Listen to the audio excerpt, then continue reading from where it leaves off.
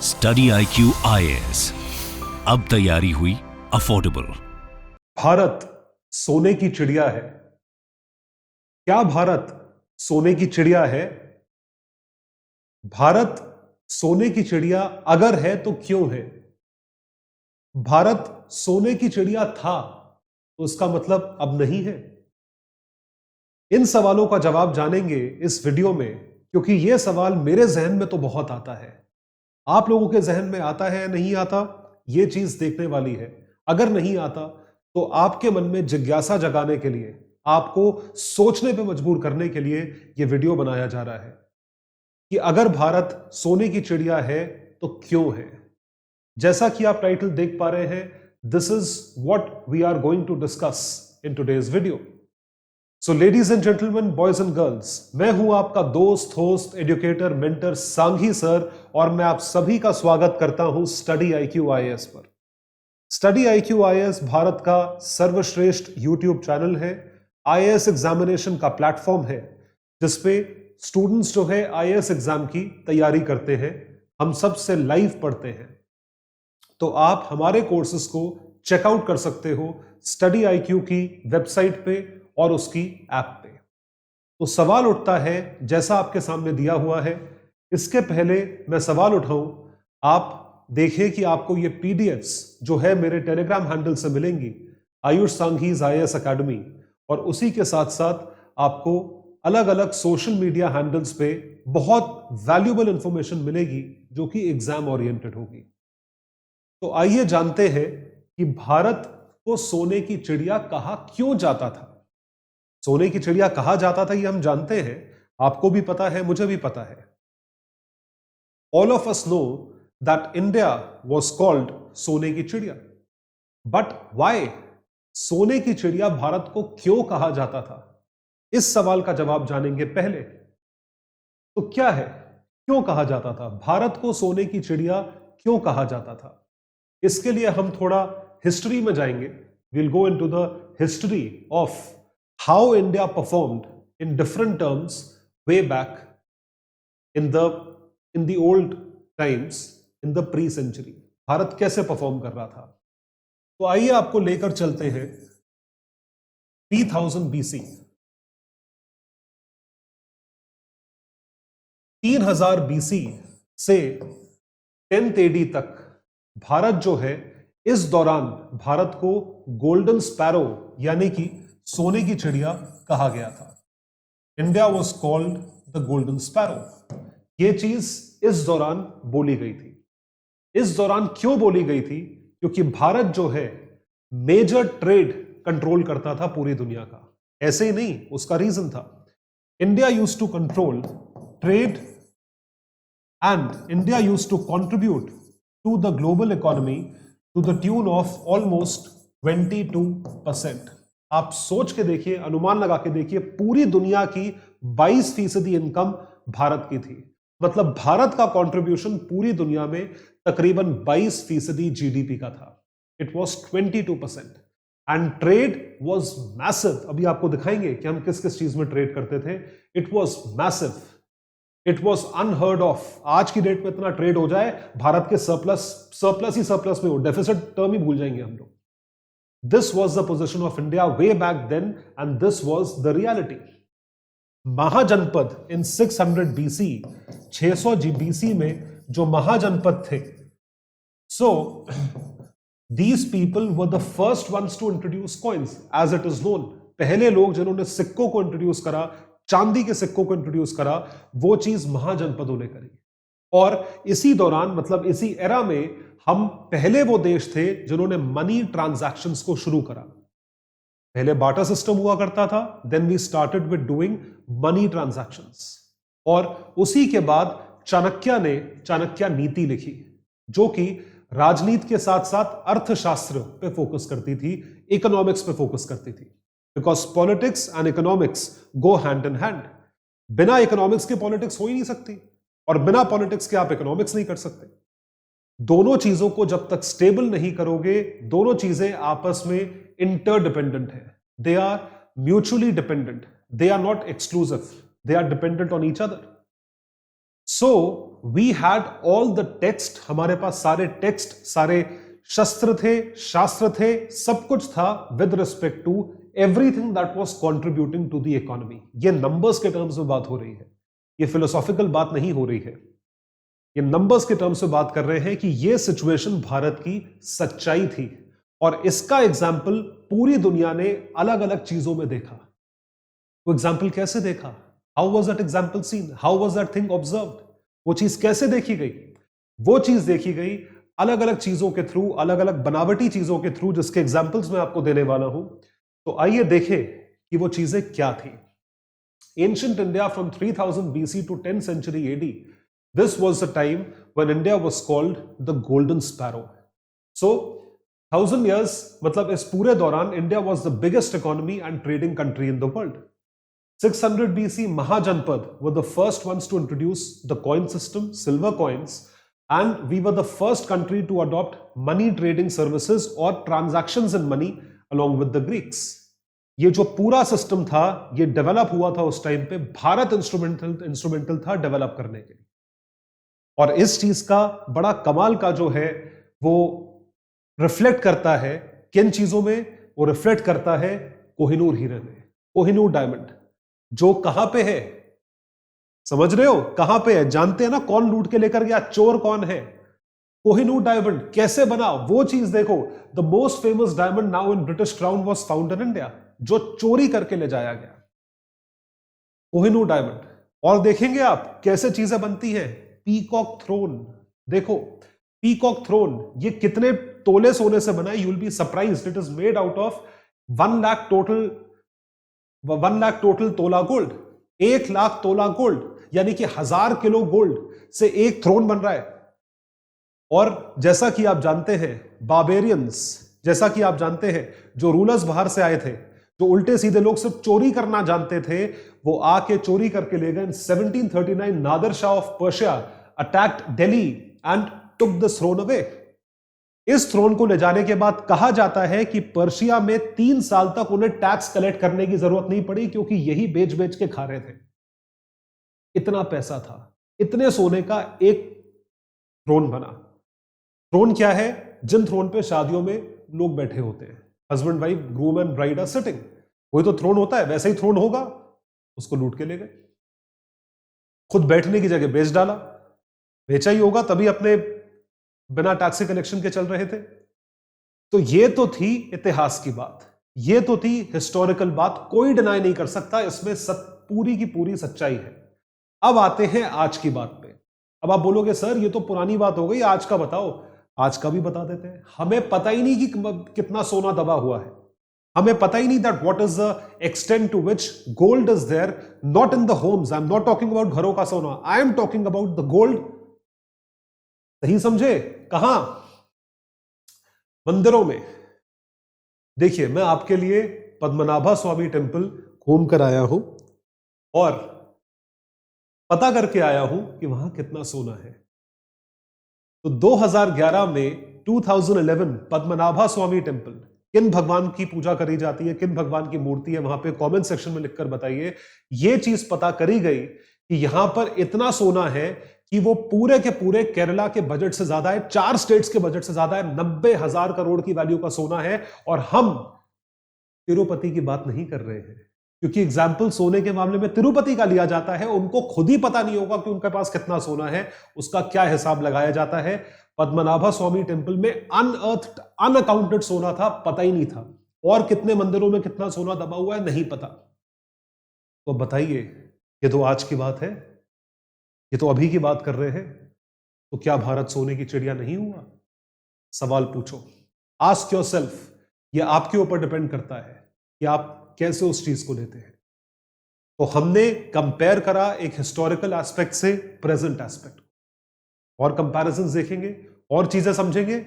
आइए समझते हैं क्या क्या ऐसी चीजें हैं जो कि हमारे economist leader doctor Manmohan Singh ने कहा, और बिल्कुल 100% सही चीज बोली उन्होंने कि भारत जो था वो ग्लोबली अगर बोला जाए 22.8% ग्लोबल जीडीपी कमाता था प्री ब्रिटिश एम्पायर। और जब ब्रिटिशर्स छोड़ के गए in 1952 it came down to 3.8% of global GDP. This is what Britishers reduced us to, from 22% to 3.8%. How dismal. ये इसको पता है क्या बोलते हैं? इसको बोलते हैं हिरस, जेलसी, कि तुम कैसे डेवलप कर जाओ. खुद तो तुम कुछ करोगे नहीं, तुम कैसे डेवलप कर जाओ. क्या करा उन्होंने? भारत जो था वो नेट एक्सपोर्टर था. भारत इंपोर्ट कुछ नहीं करता था पूरी दुनिया से, भारत सिर्फ एक्सपोर्ट करता था. भारत ने सिर्फ दुनिया को चीजें दी हैं, कभी कुछ लिया नहीं. Bharat was an exporter of everything. We used to export of textile, spices, pearls, sugar, iron, weapons. Practically India did not need any import क्योंकि सब कुछ भारत में था. We were blessed with resources. Today also we are blessed with resources. Not just the money, with rich spiritual and philosophical teachings. We used to go, knowledge. India was a world leader in practically every sense. Whether it was knowledge, whether it was mathematics, whether it was trade, whether it was goods, whether it was weapons.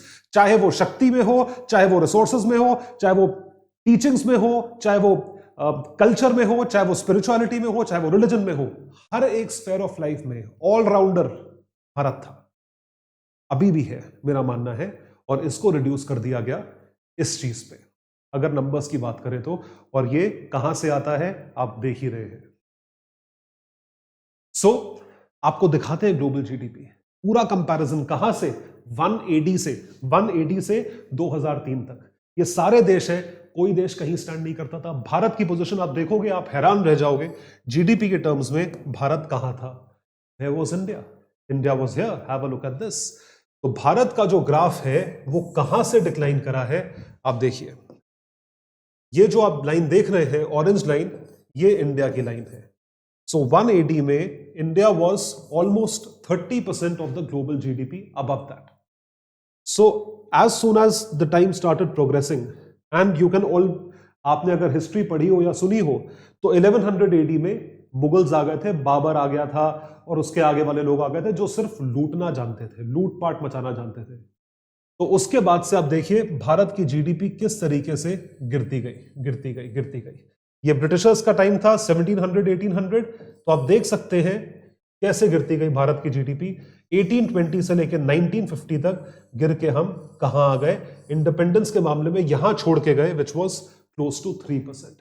और उसके बाद से लेकर 2003 तक हम धीरे धीरे उठने की कोशिश कर रहे हैं.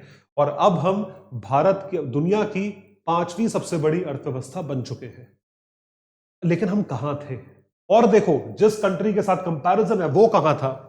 यूएस तो कहीं था ही नहीं. ये नीली लाइन देख रहे हो, दिस वॉज यूएस. ये यूएस है, कोई अस्तित्व नहीं था, कंट्री नहीं पता थी को है भी या नहीं. अब देखिए रेड इंडियंस, ट्राइबल्स, ये देखिए 1820 के बाद रेवोल्यूशन हुआ, अमेरिकन रेवोल्यूशन, देखिए कैसे बढ़ता गया. दिस वॉज यूएसए, ये यूएस था. और आप देखिए वेस्टर्न यूरोप भी यहां था, 10-12% के आसपास बढ़ता गया. वेस्टर्न यूरोप जो है आज की डेट में यहां पे है. चीन को देखो, चीन भी भारत की तरह नीचे आया, चीन भी कितना ज्यादा राइज कर गया. ये इनकी अपनी मेहनत है, इसमें चीन को कोई गाली देने का फायदा नहीं है. चाइना ने मेहनत करी है, वो चीज अनडिस्प्यूटेबल है, वो चीज माननी पड़ेगी, रिकॉग्नाइज करनी पड़ी थी. और मिडिल ईस्ट जो है वो चीज स्टेबल है. मिडिल ईस्ट को तो और आगे होना चाहिए था क्योंकि उनके पास तो रिसोर्सेज ही है.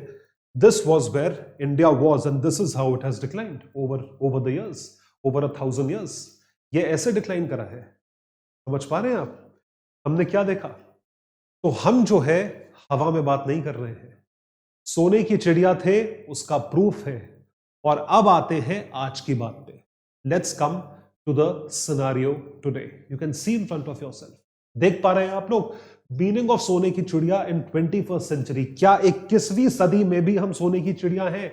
हिस्ट्री भूल जाओ एक मिनट के लिए. है हिस्ट्री, बहुत अच्छी बात है, लेकिन आप बोलोगे कि सर आज की बात करो ना, आज की बात करो. आज क्या है? बिल्कुल सही बात है, आज की बात करते हैं. आज की बात में आपको दिखाते हैं भारत कहां स्टैंड करता है. और ये जितने फिगर्स हैं ये मैंने सपोर्ट करे हैं. आपको ये फिगर्स की जितना जहां जहां प्रूफ मिलता जाए, जहां जहां लिंक्स मिलता जाए, मुझे टेलीग्राम पे शेयर करिएगा, ईमेल पे शेयर करिएगा, कमेंट सेक्शन में जरूर लिखिएगा. मैं नहीं बताऊंगा, आप बताओगे. दिखाते हैं आपको. देखो, how has India stood the test of time. GDP $3.5 trillion की है और आने वाले टाइम में जीडीपी $40 ट्रिलियन जो है क्रॉस करने की क्षमता रखती है 2050 तक. $40 trillion It can cross this figure by 2050. Yes, we have that potential. ये तो हुई अर्थव्यवस्था की बात, इकोनॉमी की बात आज की डेट में। उसके बाद भारत जो है पीपीपी टर्म्स में तीसरा सबसे बड़ा मार्केट है। नॉमिनल जीडीपी के टर्म्स में नंबर 5 पे है। पीपीपी टर्म्स में, यानी कि जब हम रियलिटी परचेजिंग पावर के टर्म्स में देखते हैं, हम तीसरे पोजीशन पे हैं, थर्ड पोजीशन पे इन purchasing power parity terms at around 11.6 trillion dollars. ये आज की बात कर रहे हैं, ये हम फ्यूचर की बात नहीं कर रहे हैं, हम ऑलरेडी इस पोजीशन पे हैं। और देखो labour force of these many people, अब इसको आप कैलकुलेट करेंगे कितने करोड़ होता है। Labour force out of total 1.3 billion population, इतनी बड़ी लेबर फोर्स भारत के पास ऑलरेडी है। आप कंपेयर करिए चाइना से, यूएस से, जर्मनी से, यहां वहां से। टोटल एनुअल ट्रेड कितना है? $1 ट्रिलियन से ऊपर का ट्रेड है। सारी चीजें कंबाइन करो, ये तुम करोगे, कैलकुलेट करके मुझे बताओगे। मुझे पता है ये फिगर है, आप बताएंगे। एक हिंदू चाइना के साथ डेफिसिट $100 बिलियन होने वाला है इस साल। इंपोर्ट एक्सपोर्ट दोनों मिला के ये फिगर क्रॉस करने वाली है, मतलब दोनों तरफ से हम इतना मिला के पूरा धंधा कर रहे हैं। फॉरेक्स रिजर्व्स $550 बिलियन के फॉरेक्स रिजर्व्स हैं। ये अलग अलग फॉर्म में होते हैं, SDR, gold, RTP. One of the biggest startup ecosystem Bharat में है, और भारत दूसरे या तीसरे नंबर पे है, या शायद पहले नंबर पे ही होगा अब आज की डेट में देखा जाए। Valued at with FDI of $83.5 billion, one of the largest IT hub with rising manufacturing. मतलब मेक इन इंडिया भी बढ़ रहा है, आईटी हब जो कि सर्विस सेक्टर है वो भी बढ़ रहा है। ये आज की प्रेजेंट बात कर रहे हैं एज वी स्पीक इन 2023। मैं आगे की बात नहीं कर रहा हूं, मैं आइवरी टावर में नहीं बैठा हूं, मैं आज की रियलिटी की बात कर रहा हूं। आइवरी टावर की बात अब आएगी कि हम कहां पहुंचने की क्षमता रखते हैं। देखो देखो, high per capita income rising from $2,000 to $10,000, सोने की चिड़िया in the 21st century. Infant mortality rate को कम करो, मतलब सिर्फ ये नहीं है पैसों के टर्म्स में, हेल्थ का भी तो ख्याल रखना है, क्योंकि हेल्थ जो है इवेंचुअली जीडीपी को इंपैक्ट करता है। Infant mortality rate and MMR, इसको कम किया जाए, ये और कम करना है। Wide spread education adding skills and efficiency, health infrastructure of high quality in every corner of the country, greater trust, भरोसा, विश्वास and delivery of government services, world class infrastructure and business environment. इन सारी चीजों पे focus किया जा रहा है already, whether it is ease of doing business, whether it is state of the art hospitals, medical facilities etcetera, हर चीज पे जो है पूरी तरीके से फोकस है। दीपक पारेख साहब एचडीएफसी के जो हॉन्चो रहे थे, कॉर्पोरेट हॉन्चो, उनका क्या कहना था? India can grow from $3.5 trillion, जिस पे हम लोग अभी हैं, से हम कहां पहुंच सकते हैं? $7.5 ट्रिलियन तक पहुंच सकते हैं सिर्फ 5 साल में। Per capita income currently at $2,300, expected to be $5,200 in 2031, double से भी ज्यादा, 2.5 गुना पीसीआई पर कैपिटा इनकम। ये इनका कहना है। जाने माने बैंकर हैं एचडीएफसी, आपने नाम सुना ही होगा, उसके कॉर्पोरेट हॉन्चो हैं, एमडी रह चुके हैं। इसके सिवा जिन बिजनेसमैन को पूरे हिंदुस्तान से 2014 के बाद से गाली पड़ रही है, वो हिंदुस्तान के बारे में क्या कहते हैं, आइए देखें। What do they state? This is what Mr. Mukesh Ambani states. India can be as rich as US and China by 2047. This is true. Mukesh Ambani साहब का कहना है। मैंने आपको जीडीपी के टर्म्स में वैल्यू बताई है। देखिए अडानी क्या कहते हैं, India to be world's second largest economy by 2050, दूसरी सबसे बड़ी अर्थव्यवस्था, to add $1 trillion to GDP every 12 to 18 months. This is what Gautam Adani says, and these people are not speaking just for the sake of it. Gautam Adani खुद सबसे ज्यादा valuable person है इस वक्त पूरी धरती पे। आई am not talking about India, I am talking about the world. World gold council का कहना है भारत के घरों में कुल मिला के कितना सोना भरा हुआ है, आप सोच सकते हो? फिगर छोड़ो, 10 कंट्रीज के सेंट्रल बैंकों से भी ज्यादा सोना भरा हुआ है। 25,000 टन, 1 टन कितना होता है? 1000 किलो। 25,000 टन सोना भरा हुआ है, और ये हमने नहीं बोला, ये वर्ल्ड गोल्ड काउंसिल ने बोला है। World gold council estimated that Indian households had stocked up to, ठूस के रखा हुआ है टाइलों में, दीवारों में, खंभों में, बैंक के लॉकरों में। कितने लोग तो खत्म हो गए होंगे, उनको पता भी नहीं होगा, उनके खानदान वालों को पता ही नहीं होगा सोना कहां दबा हुआ है। तो tons of gold, making the country the largest holder of gold, higher than, ये देखो, Germany, Italy, France, Russia, China, Swiss, Japan, इन सबके पास, Netherlands, gold reserve held by central bank of these countries. जितने 10 कंट्रीज के central bank के पास है, उससे ज्यादा सोना भारत के घरों में है। अरे क्यों रखा हुआ है, निकालो, सर्कुलेशन में डालो, वो डेड एसेट है। नहीं मानोगे, रखोगे, चलो रखो। सोने की चिड़िया नहीं है क्या? है नहीं है? आवी और आवी not, this is what has to be seen. So reasons that make in India in the economy, Indian economy and markets attractive. Bharat की इकोनॉमी क्या वहां तक पहुंचने की क्षमता रखती है? यस। क्यों रखती है? पॉपुलेशन, इतना बड़ा रेडी मार्केट है, 140 करोड़ की पॉपुलेशन आज ही है। Skills, highly skilled economy, people are skilled. हाँ, पॉपुलेशन ज्यादा है तो स्किल कम दिखता है, लेकिन people are skilled, cheaper, specially in STEM जो कि आप जानते हैं, साइंस, टेक्नोलॉजी, इंजीनियरिंग, मैथमेटिक्स, इस चीज की तरफ है। And English language, stability, stable polity and power transfer. हमारी एक ऐसी कंट्री है जहां पे प्राइम मिनिस्टर्स अपनी टर्म पूरी करते हैं, तो पूरी आप हिस्ट्री उठा के देखिए, कुछ टाइम को छोड़ के बाकी पॉलिटिकल स्टेबिलिटी है। बहुत सारे देशों में पॉलिटिकल स्टेबिलिटी नहीं होती है। आप कैसे वो कंट्री ग्रो कराओगे जब आपको पता ही नहीं आपका प्राइम मिनिस्टर रहेगा 6 महीने बाद या नहीं रहेगा? Politically stable nations can do wonders with the economy, what India is doing. देखिए, democratic, we have rule of citizens, rule of law. So rule of law and equality of opportunity, सबके पास opportunity है। आप क्यों नहीं बन सकते हो? आप आईएएस बन सकते हो, आप स्टार्टअप फाउंडर बन सकते हो, आप टेक एंथुसियास्ट बन सकते हो, आप इन्फ्लुएंसर बन सकते हो, यूट्यूबर बन सकते हो, साइंटिस्ट बन सकते हो। क्या नहीं बन सकते भाई? क्या चीज बनने के लिए रोकी है आपको? किसी ने रोका है हमें कुछ बनने के लिए? नहीं। तो इसका मतलब क्या है? इक्वालिटी ऑफ अपॉर्चुनिटी सबके पास है, एवरीवन हैज दैट। और देखिए, growth, one of the fastest growing countries, the first fastest growing country for 10 years in a row, अभी तक थे, अभी भी है, one of the fastest है, 1 2 3 इसमें चलता रहता है, अभी भी है और रहेंगे, क्योंकि उतना जीडीपी हम ऐड कर रहे हैं, उतना कंजम्पशन हो रहा है। परचेजिंग पावर है, लोगों की परचेजिंग पावर, तभी तो इन्फ्लेशन है इकोनॉमी में। इन्फ्लेशन क्यों है इकोनॉमी में? कोई तो खरीद रहा है, और ever expanding middle class with rising income, खरीद पाएंगे लोग, people would be able to buy. Resources, India is blessed with resources. हमारे पास क्या नहीं है? यूरेनियम नहीं है, थोरियम का लार्जेस्ट रिजर्व है यहां पे, largest reserve of thorium is over here. नहीं है तो हम इंपोर्ट कर लेंगे कुछ रिसोर्सेज, लेकिन मैक्सिमम रिसोर्सेज भारत में पाए जाते हैं। क्लाइमेटिक कंडीशंस भारत की ऐसी है कि सबको चुकता है, उपजाऊ जमीन है यहां पे, मेरे दादाजी बोलते हैं। Resources, so blessed with all major resources. Business opportunities क्या नहीं है भारत में भाई? ग्रोथ रेट बताओ इंडिया का क्या है? 7% है, 7 8% है। इन्फ्लेशन कितना है? 6% है। 7 + 6 13%।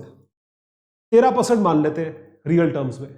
अगर 13% से इकोनॉमी ग्रो कर रही है तो बिजनेस भी तो 13% से ग्रो करेगा, कम से कम 10% से तो ग्रो करेगा एक साल में।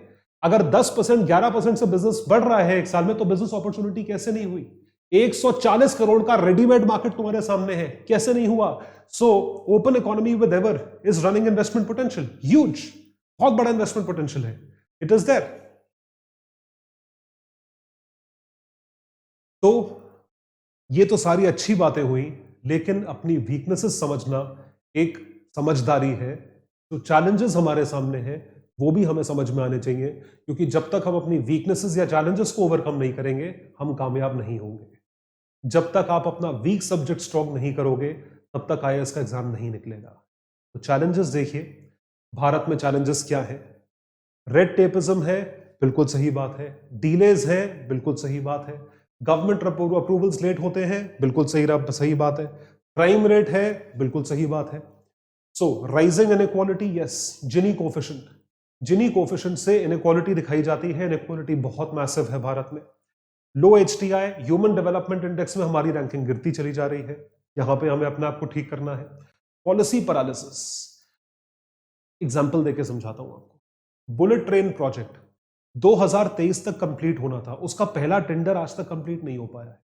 ये वो प्रोजेक्ट है जो पेट प्रोजेक्ट है प्राइम मिनिस्टर का, 2 देशों के प्राइम मिनिस्टर्स का। उस प्रोजेक्ट में इतना डिले हो रहा है, कब उसका फाउंडेशन स्टोन लेकर आ गया था? 4-5 साल हो गए हैं। वो तो अगले 5 साल भी कंप्लीट हो, 5 साल में भी कंप्लीट हो जाए तो भी बड़ी बात है। तो ये क्या है? ये पॉलिसी पैरालिसिस है ना। प्राइम मिनिस्टर का पेट प्रोजेक्ट हम पूरा नहीं कर पा रहे हैं, policy paralysis. Rising pollution, massive, बहुत बड़ी प्रॉब्लम है। दिल्ली में कोई आता है, उसको सांस नहीं आती है अगर कोई बहुत टाइम बाद दिल्ली आया हो। Pollution is rising, this is contributing to health deterioration. Yes, we are talking about large number of illiterate people still. ये है तो है, और कोविड में ये चीज और बढ़ गई है। अनएडुकेटेड क्या या ड्रॉप आउट रेशो और बढ़ गया है। क्लाइमेट कैटास्ट्रोफीज, इंडिया इज अटैक्ड और India is hit by at least 2 cyclones in a year, एक बे ऑफ बंगाल, एक अरेबियन सी साइक्लोन। ओखी, अम्फान और निसर्ग और पता नहीं क्या क्या जो है स्ट्राइक करता रहता है। हमें नाम देने में मजा आता है, कितनी बर्बादी करता है वो। खैर वो तो हमारे हाथ में नहीं है, लेकिन फिर भी हमें पता होना चाहिए that this is a challenge, we have to overcome this challenge, हमें ओवरकम करना पड़ेगा। And lastly, unstable neighbour. Unstable neighbour, the contribution of unnecessary stress because of this unstable neighbor, unnecessary stress and terrorism which is happening in our country, plus उसकी वजह से और क्या problem होती है? उसकी वजह से प्रॉब्लम ये होती है कि अगर पाकिस्तान स्टेबल होता या फ्रेंडली नेबर होता तो हमारा ट्रेड कितना होता वहां से, तो वो हमारी जीडीपी में भी कंट्रीब्यूट करता और ये प्रॉब्लम, टेररिज्म वगैरह की प्रॉब्लम भी नहीं होती। तो सिक्योरिटी थ्रेट और इकोनॉमिक थ्रेट दोनों खत्म हो जाते, जो कि इनकी वजह से नहीं हो पाएंगे, because of yours truly. And this person is not understanding, इनकी बुद्धि नहीं है समझने की। तो ये सारे चैलेंजेस ओवरकम करना भी बहुत जरूरी है, अपनी वीकनेसेस जानना बहुत जरूरी है। So now to sum it up, पूरी चीज जो हमने पढ़ी है इसको सम अप करा जाए अगर एक स्लाइड में, तो हमने क्या देखा कि भारत जो है वो सोने की चिड़िया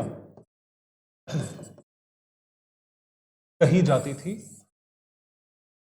सो व्हाट डिड वी स्टडी, हमने क्या देखा? हमने सबसे पहले देखा historical aspect. The first thing that we saw was historical aspect.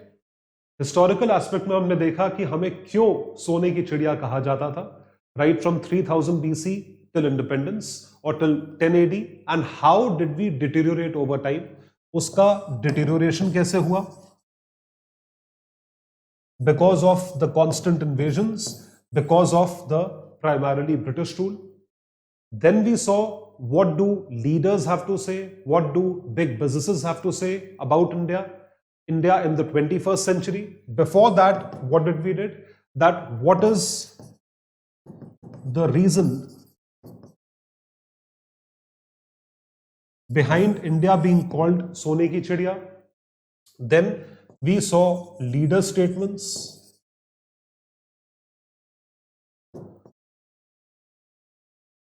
After that, हमने क्या देखा?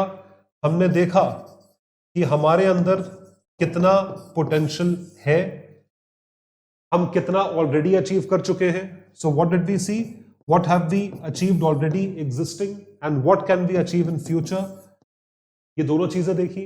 And finally we also saw the challenges standing in front of us, the obstructions, that how do we overcome that in order to be called the real सोने की चिड़िया in the 21st century. तो आप comment section में लिखकर बताइए, क्या आप अभी भी मानते हैं कि भारत सोने की चिड़िया है या नहीं? कमेंट सेक्शन में लिखकर बताइए। और बाकी जितनी चीजें मैंने आपको बताई थी उन सब के बारे में आप कमेंट सेक्शन में लिखकर मुझे बता सकते हैं। You can tell me in the comment section. So guys, this was a topic to basically make you think, कि आप सोचें कि ये चीजें हैं क्या। तो इस पे मैंने प्री और मेंस के सवाल फ्रेम करे हैं। उसके पहले मैं आपको बता दूं, स्टडी आईक्यू के कोर्सेज लाइव हैं, सारे कोर्सेज लाइव हैं और एक बहुत ही अफोर्डेबल प्राइस पे, डिस्काउंटेड प्राइस पे, हेविली डिस्काउंटेड प्राइस पे आप सब लोगों के लिए अवेलेबल है। All the students of 2023 attempt and 2024 attempt, आप लोगों के लिए बैचेस, क्रैश कोर्स बैचेस के रूप में, जिन्हें हम SIP प्लस बैच कहते हैं, और फाउंडेशन बैचेस के रूप में, जिसको हम कंप्लीट स्ट्रक्चर्ड तरीके से बैच बोलते हैं, ये दोनों की दोनों बैचेस हमारे प्लेटफॉर्म पे लाइव है। फाउंडेशन बैच अभी शुरू हुआ है और SIP 5 तारीख को शुरू हुआ है। ये जो बैचेस हैं, आप इनको मान के चले, ध्यान के चले, that these batches would cover the entire syllabus जो कि हमने स्टेट करा हुआ है। फाउंडेशन बैच में 1000 घंटे से ऊपर की लाइव टीचिंग करवाई जाती है भारत की टॉप फैकल्टीज द्वारा। पूरे लाइव डाउट क्लियरिंग सेशंस होते हैं और तैयारी के साथ भी, तैयारी के बाद भी, एग्जाम तक आपको मेंटरिंग सर्विसेज अवेलेबल रहती हैं। उसके साथ साथ आपको नोट्स क्रक्स के रूप में दिए जाते हैं और टेस्ट सीरीज चाहे प्रीलिम्स की हो या आंसर राइटिंग प्रैक्टिस मेंस का हो, ये सारी चीजें आपको उपलब्ध कराई जाती हैं हेविली डिस्काउंटेड प्राइसेस पे।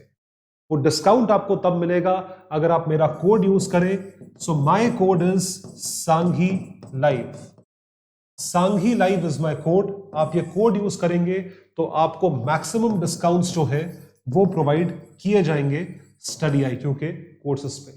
तो डिस्काउंट अवेल करने के लिए आप कोड यूज करें सांघी लाइव। कोड एक ही है, कोर्स चाहे जो मर्जी लें आप, चाहे वो SIP लो, NCERT लो, पूरा फाउंडेशन कोर्स लो या ऑप्शनल का बैच लो, कोड जो है आप एक यूज करेंगे सांघी लाइव। और ये जो PDFs है ये डाउनलोड करने के लिए आप मेरे टेलीग्राम हैंडल पर मुझसे जुड़ेंगे जो कि है आयुष सांघीज IAS अकेडमी। प्लस काफी सारी इंफॉर्मेशन मैं अलग अलग प्लेटफॉर्म्स पे शेयर करता हूं, जरूर जुड़े मेरे साथ। और आइए देखते हैं कि ये सवाल कहता क्या है प्रीलिम्स का। Which among the following statement is true? In India, central bank is the biggest buyer of pure gold in the last 4 years. India is the world's second largest economy in terms of GDP, PPP, in after China. India is having net trade surplus in past 2 consecutive years. Gini coefficient of India remains stagnant at medium score for the past 5 years. इस सवाल का जवाब आपको मेरे Telegram handle पर दिया जाएगा। आप कमेंट सेक्शन में लिखकर बता सकते हैं और इसका जवाब आपको मिलेगा कल मेरे टेलीग्राम हैंडल पे। तो मेरे टेलीग्राम हैंडल को सब्सक्राइब करें। मेंस का जो सवाल है वो है ये, the rising inequality in the country is a threat in itself to rising economy. Elaborate on reasons of high income inequality in the country and suggest measures to deal with it.